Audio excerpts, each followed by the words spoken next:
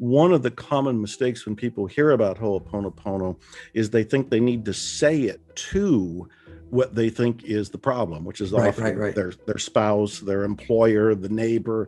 They focus on something. And in Ho'oponopono, those things don't actually exist. Right, they don't matter at all. They're projections from inside of you that are living out your own limiting beliefs and your own issues.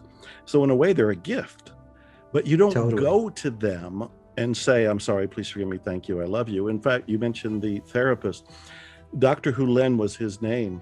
When he was at the Hawaii State Hospital for the criminally insane, he didn't focus on any of those patients. He would look at their charts and he would notice how he felt inside himself. And sometimes these were violent criminals. And so sometimes he was repulsed. Sometimes he was angry. Sometimes he was in shame. What he focused on removing were those feelings. He wasn't trying to directly influence or change the patients. Therapists have been trying that for decades. It doesn't work. Yeah, those patients were shackled and sedated on a regular basis because nobody could handle them.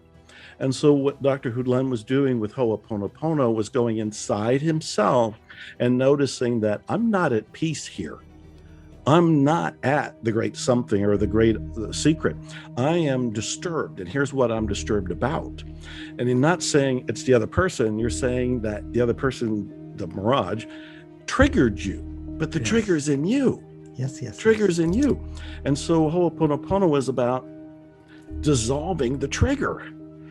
Because when we dissolve the trigger, which is in me, then I get closer to the awakening. I get closer to enlightenment.